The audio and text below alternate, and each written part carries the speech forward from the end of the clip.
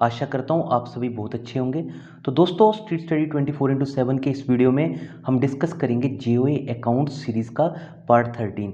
तो ये 13 पार्ट में डिस्कस करने जा रहा हूँ इस वीडियो में। अगर आपने इसके पहले वाले पार्ट्स नहीं देखे हैं जीओए अकाउंट सीरीज़ के, तो प्लेलिस्ट में जाएँ जीओए अकाउंट्स करके, उसमें आप सारे पार्ट्स 1 बाई 1 करके देख सकते हैं। इसके अलावा आप वहाँ पे जो जीओए अकाउंट से रिलेटेड सिलेबस है वो भी इजीली एसेस कर सकते हैं। उससे के ऊपर भी मैंने जीओए अकाउंट्स के सिलेबस के ऊपर की भी मैंने एक अलग से एक डेडिकेटेड वीडियो बना दी हुई है।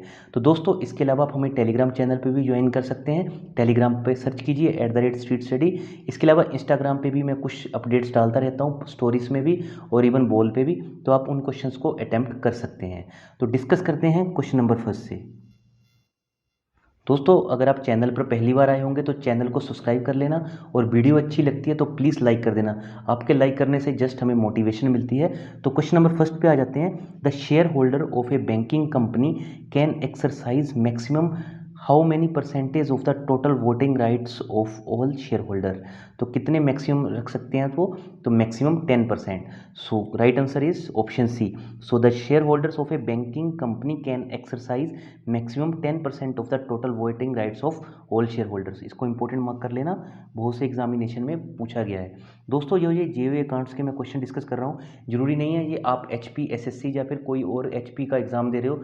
आपको चाहे स्टेट लेवल का को छोड़ के अगर आप सेंट्रल लेवल का, इवन कुछ कंपनीज भी जीओए अकाउंट्स की भर्ती करती हैं, बहुत सी अच्छी अच्छी कंपनीज में जीओए अकाउंट्स की भर्ती की जाती है, तो वहाँ पे भी ये क्वेश्चंस आपको पूछे जाने की पूरी संभावना है। तो नेक्स्ट क्वेश्चन पे मूव करते हैं। A banking company requires dash from dash to undertake banking business as per provision of section dash of banking regulation act. तो राइट आंसर होगा option B. So a banking company requires license. तो banking company को basically क्या चाहिए होता है? Licence.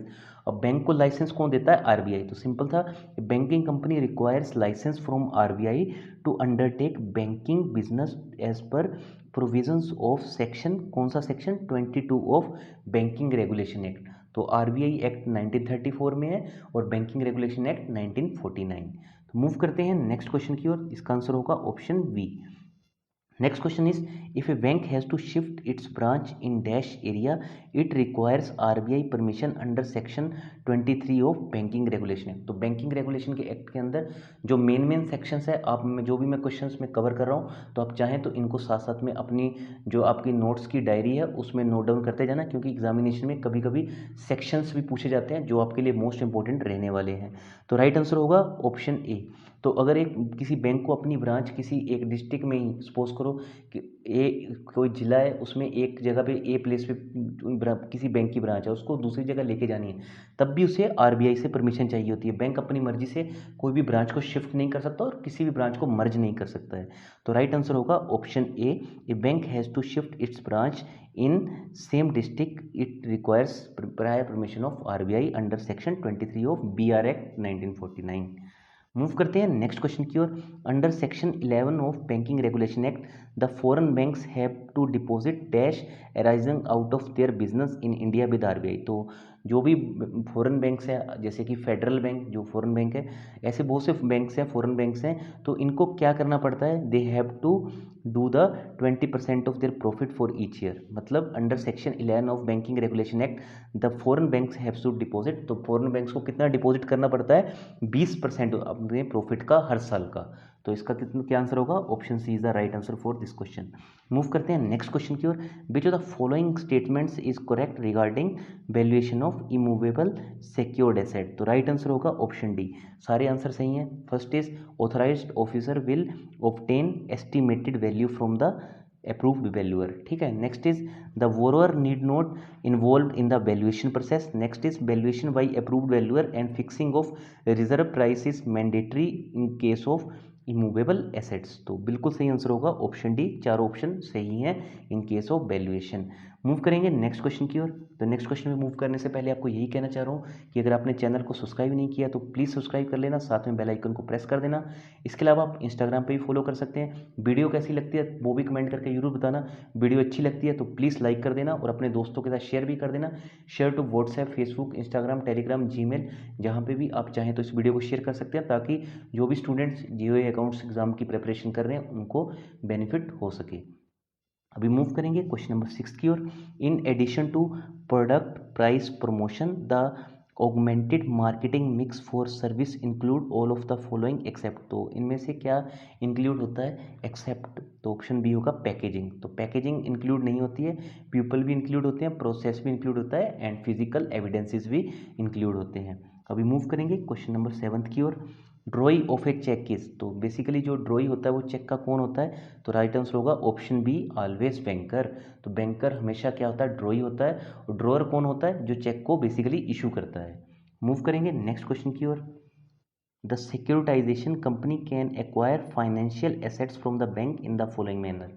तो आपको पता होगा कभी कभी क्या होता है कि बैंक खुद से किसी का, सपोज करो किसी ने लोन नहीं भरा तो उसकी प्रॉपर्टी बैंक ने उस पहले तो बैंक ने उसको एनपीए डिक्लेयर कर दिया, अभी उस प्रॉपर्टी को कब्जा करना, तो बैंक क्या करता है? कोई कंपनी के साथ टाई अप कर लेते हैं। बहुत से बैंक्स ने अलग अलग कंपनीज के साथ टाई अप किए होते हैं, तो वो क्या करते हैं? जिनके साथ टाई अप करते हैं वो बेसिकली सिक्योरिटाइजेशन कंपनी होती है। तो securitisation company can acquire financial assets from the bank in the following manner. तो किस मैनर में कर सकती है? First is by issuing debenture और बॉन्ड्स, और by entering into an agreement with the bank या फाइनेंशियल इंस्टीट्यूशन। तो या तो ए ऑप्शन होगा या बी। उस टाइम पे या तो वो क्या करेंगे, या तो वो डिवेंचर और बॉन्ड इशू कर देंगे और कोई एग्रीमेंट कर लेंगे उस बैंक या फाइनेंशियल इंस्टीट्यूशन के साथ। तो राइट आंसर इसका ऑप्शन सी है, ए और बी। मूव करेंगे नेक्स्ट क्वेश्चन की ओर। What is the role of qualified institutional buyers in the securitisation process. तो बेसिकली आपको बताना है क्यूआईबी का क्या रोल होता है इन द सिक्योरिटाइजेशन प्रोसेस। तो सिक्योरिटाइजेशन प्रोसेस मैंने आपको वही बता दिया कि जहाँ पे बैंक के लोन सिक्योर्ड लोन होते हैं, बैंक खुद से ना इनिशिएशन करते हुए किसी कंपनी के थ्रू या किसी थर्ड पार्टी के थ्रू उस एसेट्स को अपने कब्जे में लेता है। तो what is the role of, तो आपको बताना क्यूआईबी का यहाँ पे क्या रोल है।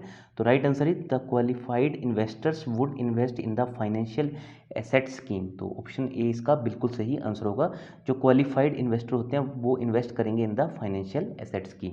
मूव करेंगे अभी नेक्स्ट क्वेश्चन की ओर। Letter of credit where in addition to advance payment the beneficiary is entitled to payment of storage charges is called.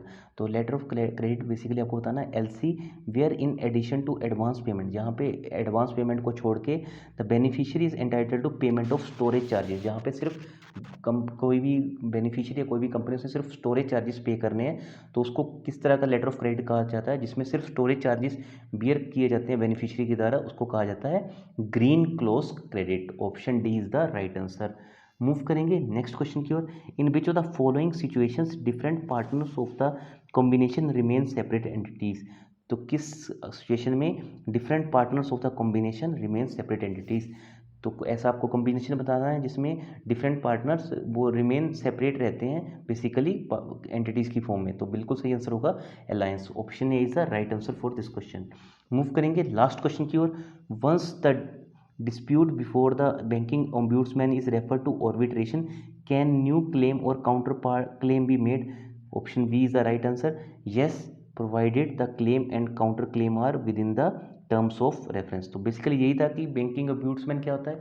Suppose करो आप किसी बैंक में गए, आपको वहाँ पे कोई प्रॉब्लम हुई, तो आप क्या करोगे? पहले तो सबसे पहले ब्रांच का जो कंसर्न ऑफिसर है उससे कांटेक्ट करोगे, वहाँ से आपकी प्रॉब्लम रिजोल्व नहीं हुई, तब आप किसके पास जाओगे? तब आप जाओगे बैंक मैनेजर के पास, वहाँ भी रिजोल्व नहीं होती है तो बेसिकली आप SGPRS करके कंप्लेंट पोर्टल होता है बैंक का, वहाँ पे डालोगे, वहाँ पे भी रिजोल्व नहीं हुई तो फाइनली आपको जाना होता है बैंकिंग ओम्ब्यूड्समैन के पास। तो यही क्वेश्चन था बेसिकली कि dispute before the banking ombudsman is refer to arbitration. Can, अगर कोई भी बैंकिंग ओम्ब्यूड्समैन के पास कोई क्लेम है जो आर्बिट्रेशन के लिए रखा हुआ है, क्या कोई नया क्लेम और काउंटर क्लेम किया जा सकता है? Yes, it can be done provided it should be in the terms of reference. मतलब कि ये रेफरेंस में होना चाहिए, ये बिल्कुल लीगल और वाइड होना चाहिए, मतलब कि जो सिचुएशंस के साथ मैच करता हुआ होना चाहिए। ऐसा नहीं है कि आपका कोई मनी से या फिर कोई ऐसी चीज़ से रिलेटेड केस है जो उस चीज़ के साथ आपका डील ही नहीं करता है। तो आई होप वीडियो आपको अच्छी लगी होगी। जितने भी पॉइंट्स है मैंने इस क्वेश्चन की फॉर्म में क्लियर कर दिए हैं। बहुत जल्दी हम मिलेंगे नेक्स्ट वीडियोस के साथ, जिसमें मैं पार्ट 14 पार्ट 15 आगे जल्दी जल्दी कवर करता जाऊंगा, ताकि आपके जब तक एग्जामिनेशन हो तब तक आप इजीली मैक्सिमम क्वेश्चंस अटेम्प्ट कर जाएं और अच्छा स्कोर आप इस एग्जामिनेशन में ऑब्टेन करें। इसके अलावा मैंने JOA IT के लिए भी एक अलग से प्लेलिस्ट बना दी है, तो आप चाहें तो JOA IT